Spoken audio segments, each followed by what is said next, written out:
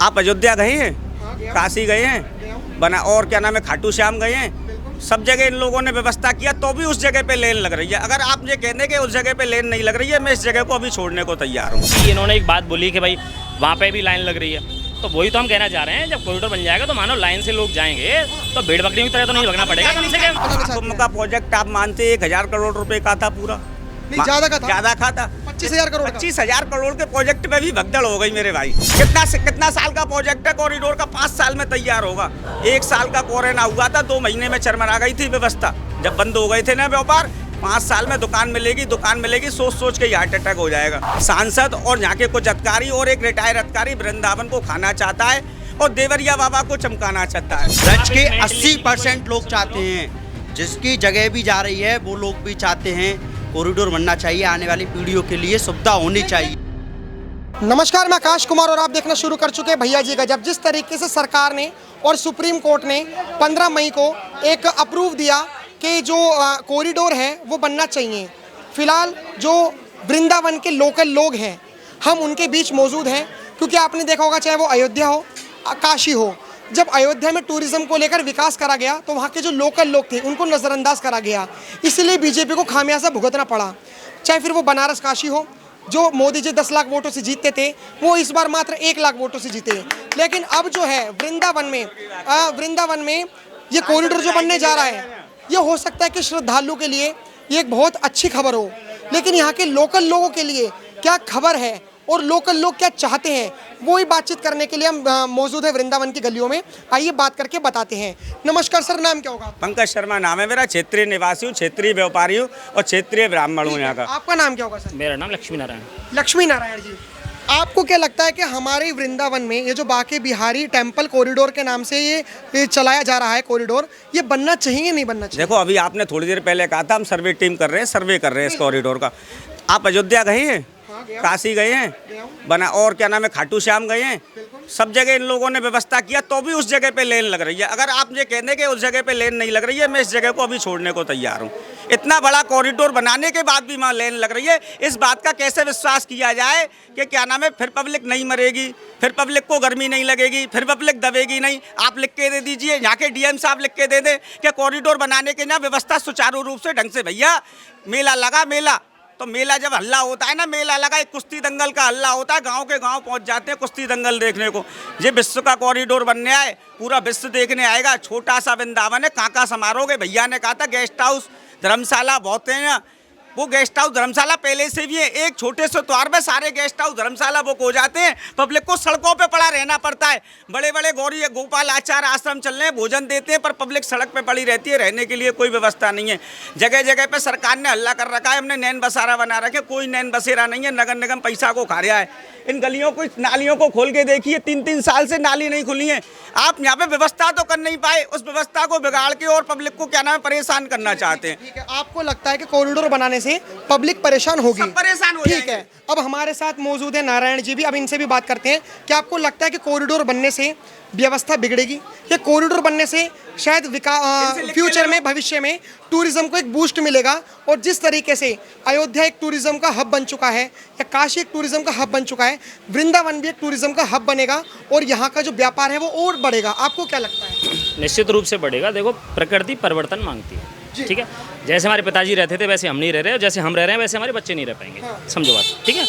जैसे यहाँ पे पहले कुछ था वो अभी नहीं, और आगे आने वाले समय पे शायद कुछ ना हो ऐसा, ठीक है। रही बात ना इसकी, इन्होंने एक बात बोली कि भाई वहाँ पे भी लाइन लग रही है, तो वही तो हम कहना चाह रहे हैं, जब कॉरिडोर बन जाएगा तो मानो लाइन से लोग जाएंगे तो भेड़ बकरियों की तरह तो नहीं लगना पड़ेगा कम से कम, ठीक है। सिंगल लाइन, अगर सिंगल लाइन यहाँ पे अगर लगाओगे तो ये जो भेड़ बकरियों की तरह लोग यहाँ पे स्टे रहते हैं, ठीक है, तो लाइन तो लगेगी आपकी बात है मायावती हॉस्पिटल तक। समझो बात को, ठीक है। या तो लाइन की व्यवस्था में ये कम से कम जगह चौड़ी होगी तो उसको रेलिंग को हम घुमा तो सकते हैं। अब इतनी सी जगह में रेलिंग को कहाँ घुमा लोगे आप, ठीक है, बात वो है ना। तो ऐसा नहीं है, देखो कॉरिडोर बनेगा, विकास बहुत तेजी से होगा। आपको क्या लगता है अगर कॉरिडोर बनेगा तो क्या क्या फायदे हो सकते हैं? क्यों नहीं होंगे? व्यापार में बहुत ज़्यादा फायदा होगा। आज जहाँ पे गेस्ट हाउस मानोगे 2000 हैं, वो 4000 होंगे, ठीक है। यहाँ पे जो ट्रेवल्स है उसको भी बहुत ज़्यादा फायदा मिलेगा, होगा क्यों नहीं? फायदा तो होना है, ठीक, सबको होगा। बस इतना है कि यहाँ पे जो ये इन्होंने बोला कि जो मोर बंदर हितकारी भोजन कीजिए हरदास दुलारी, ये वृंदावन गौचरण भूमि है, गैयाओं का वृंदावन है। बिल्डिंग बना दिया है भूमाफियाओं ने। जे वृंदावन बंदरों का वृंदावन है, जे बंदर मोरों का वृंदावन है, जे बंदर अभी जे गोवर्धन के है मेरे भैया, तलेटी में रहते, मैं वृंदावन का हूँ। गोवर्धन के हैं। आप एक बात बताइए, पूरा ब्रज मंडल जो है क्या है, रसिकों की नगरी है। मेरी बात को समझिए। आपको अभी इनने कहा था कि सब जगह ग्राउंड है। वर्तमान में कुंज गली है, कॉरिडोर सुतई बना हुआ है। पब्लिक को मेंटेनेंस करके भेजा जाए, पब्लिक को लाइन से भेजा जाए, पब्लिक को क्या नाम है सुचारू रूप से भेजा जाए। जगह जगह पानी की व्यवस्था हो, ठंडे ठंडे पंखा चले, गलियों में मैटिंग बिछाओ, सब व्यवस्था सुचारू रूप से चल सकता है। मैं एक बात बोलते हैं, इन्होंने बार बार फिर बोला ये गोवर्धन के, समझना बात को। एक बात बताइए, मेरे को चीज समझ नहीं आती। जब महाराष्ट्र में लैंग्वेज को लेकर विवाद होता है या कर्नाटक में लैंग्वेज को लेकर विवाद होता है, तो पहली बात तो हम भारतीय हैं, हमारा कॉन्स्टिट्यूशन ऑफ इंडिया कहता है कि हम संघ हैं, हम सब एक हैं। अब यहाँ तो राज्य भी नहीं है, यहाँ तो मेरे को लगता है कि 35 किलोमीटर की दूरी पे। मतलब ये गोवर्धन ब्रिज में नहीं आता, ठीक है, इनका कहने का मतलब ये गोवर्धन ब्रिज में नहीं आता। बोलिए बाहर के लोग हैं, इनको क्या पता है। और रही बात नहीं ये बंदरों वाली जो बात बोली है, मैं आपको एक और बात बता दूं। यहाँ पे बंदर जितने भूखे रहते हैं और कहीं नहीं रहते। यहाँ पे बंदर जितने भूखे रहते हैं वो और कहीं नहीं रहते। गोवर्धन की तलेटी में, ठीक है, मैं बताऊँ, सुनो पहली बात सुन लो। गोवर्धन में क्या है, तलेटी में स्पेस बहुत है, ठीक है। वहाँ हर 100 मीटर पे आपको केला और चने का ठेला मिल जाएगा, तो वहाँ से केला चना उनको खिला दो तो आराम से खा पी के तलेटी में पड़े रहते हैं। यहाँ पे क्या है, छोटी छोटी गलियाँ हैं। मार्केट में अगर आप केला चना उसको बंदर को डालोगे तो मार्केट में जो बंदा दुकान वाला उसको प्रॉब्लम होगी कि यहाँ पे क्यों भाई केला चना डालो। इस वजह से बंदर रहते हैं मैक्सिमम टाइम भूखे, तो उनके यहाँ पर्स वगैरह ये छीनना या फिर चश्मा छीनना, मोबाइल छीनना, ये बंदर में ऑटोमेटिकली सीख जाते हैं, उनका पेट भूखे रहते हैं। हेमा मालिनी के पास गए थे तो हेमा मालिनी जी ने एक अपना एक डायलॉग बोल सकते हो कि उन्होंने एक छोटा सा डायलॉग बोला कि अभी नहीं तो कभी नहीं। अगर हम चाहते हैं कि सनातन धर्म बदनाम ना हो, जिस तरीके से महाकुंभ में स्टैम्पेड हुआ था, भगदड़ मची थी, महाकुंभ को विपक्षियों ने हो या फिर तमाम अलग अलग लोगों ने महाकुंभ को टारगेट करा था, ये भविष्य में स्टैम्पेड ना हो, इसलिए हम भविष्य भूतकाल को देखकर हम प्रेजेंट में चलना चाहते हैं और कॉरिडोर बनाना चाहते हैं। जो लोग समझदार हैं, वो जिनकी दूरदर्शिता अच्छी है, वो समझते हैं कि भविष्य में हमको किस चीज़ की नीड है, सच में, ठीक है, उसी हिसाब से चीज़ बनाई जाए। यहाँ के जो लोकल लोग हैं, जो भी जिनकी दुकान अगर जा रही है उनको सबको दुकान मिले, जिनका घर जा रहा है उनको घर मिले, ठीक है। किसी व्यापार पर कोई आँच ना आने पाए, व्यापार सुचारू रूप से चले और बढ़े, ठीक है, बस इतना। ये एक चीज़ है कि हमारे भारत देश में काफ़ी तमाम टैलेंटेड लोग रहते हैं, पढ़े लिखे लोग रहते हैं, लेकिन दुर्भाग्य बात यह है कि जब हमारे देश में कोई दुर्घटना होती है तभी हमारे देश के लोगों को और देश के बड़े बड़े अधिकारियों को अकल आती है। हमारे प्रयागराज महाकुंभ में स्टैम्पेड हुआ, शायद बेंगलुरु की सरकार को अकल नहीं आई थी, इसलिए जो RCB था बेंगलुरु में जो चल रही थी परेड, उसके चलते हुए भी स्टैम्पेड हुआ। लेकिन हम इसे कह सकते हैं कि जो महाकुंभ में हुआ उसको सोचकर सरकार ये कॉरिडोर बनाना चाहती है। का प्रोजेक्ट आप मानते 1000 करोड़ रुपए का था पूरा? नहीं, ज्यादा का था 25,000 करोड़। 25,000 करोड़ के प्रोजेक्ट में भी भगदड़ हो गई मेरे भाई। 25,000 कॉरिडोर नहीं, सुनिए मेरी बात सुनो। आपने कहा था कि व्यवस्था 25,000, सरकार ने 25,000 करोड़ पर खर्च करने के बाद भी भगदड़ हो गई।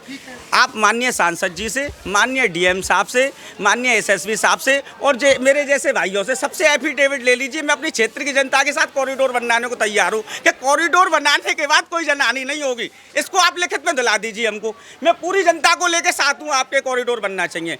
लेकिन जे लोग ऊंचे ऊंचे वादे कर रहे हैं, घर मिलेगा, मकान मिलेगा, दुकान मिलेगा, कितना साल का प्रोजेक्ट है कॉरिडोर का? 5 साल में तैयार होगा। 1 साल का कोरोना हुआ था, 2 महीने में चरमरा गई थी व्यवस्था, जब बंद हो गए थे ना व्यापार।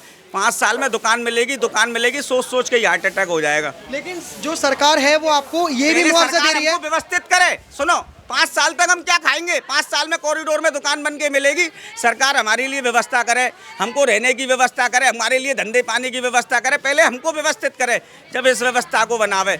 नहीं तो क्या फायदा है व्यवस्था बनाने से?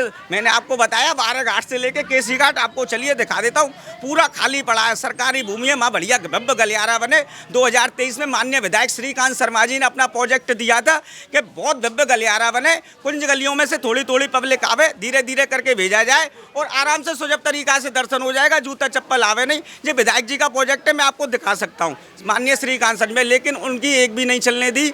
सांसद और यहाँ के कुछ अधिकारी और एक रिटायर अधिकारी वृंदावन को खाना चाहता है और देवरिया बाबा को चमकाना चाहता है। मेरे को एक चीज़ बताइए, अगर शॉर्ट में मैं पूछूं, क्या क्या नुकसान होंगे? बहुत नुकसान होंगे।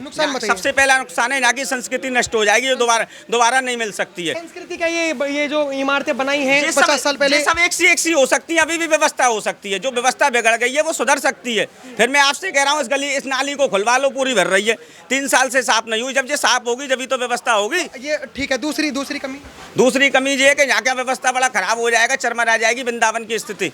ये ऐसी स्थिति समझ जाएगी कि पूरा वृंदावन कॉरिडोर बनाना पड़ेगा।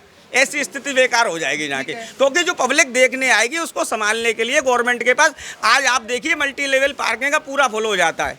एक छोटा सा रविवार में मल्टी लेवल पार्किंग फुल हो जाता है। वृंदावन में पाम रखने की जगह नहीं होती है, जगह जगह जाम की स्थिति पैदा हो जाती है। जबकि क्या नाम है, पब्लिक प्रशासन कितना हमारा मदद कर रहा है, गाड़ियों को रोक रहा है, प्रशासन पब्लिक को रोक रहा है, तो भी ये व्यवस्था खराब हो जाती है।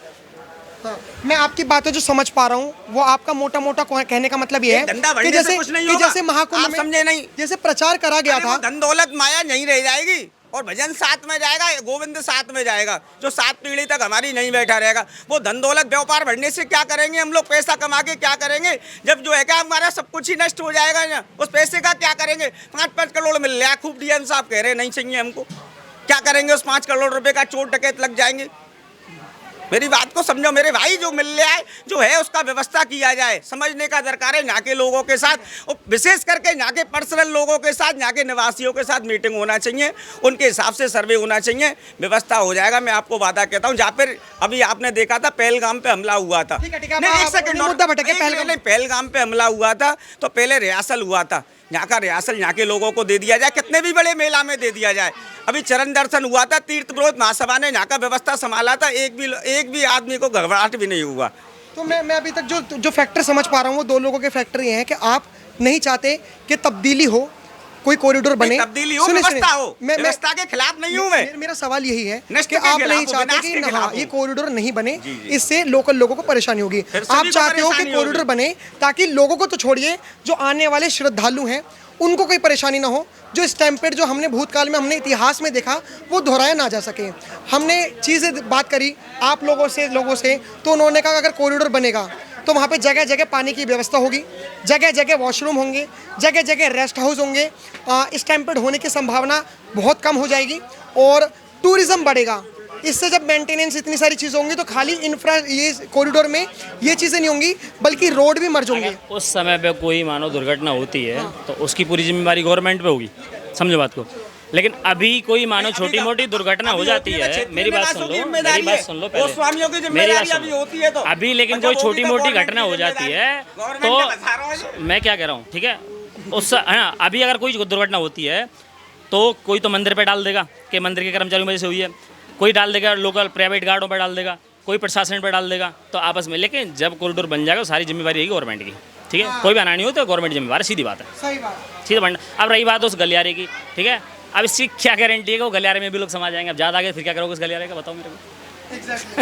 तो ये जो हमने बनना चाहिए वृंदावन के ब्रज के 80% लोग यही चाहते हैं, कॉरिडोर बनना चाहिए। और आप ब्रज के इस mentally 80% लोग चाहते हैं, जिसकी जगह भी जा रही है वो लोग भी चाहते हैं कॉरिडोर बनना चाहिए, आने वाली पीढ़ियों के लिए सुविधा होनी चाहिए। लेकिन हमने जो हर चीज़ से सुविधा होनी चाहिए। उनका वो जो देखा था नोटिफिकेशन, सरकार का नोटिफिकेशन देखा था, सुप्रीम कोर्ट ने जो 15 मई को नोटिफिकेशन जारी करा था, हमने सुप्रीम कोर्ट का भी नोटिफिकेशन देखा था। उसमें लिखा गया था कि अगर कोई भी दुकानदार है, उसकी ज़मीन है, तो मुआवजा के साथ साथ आपको जो कॉरिडोर में दुकान बनेंगी उसमें भी आपको जगह दे दी जाएगी।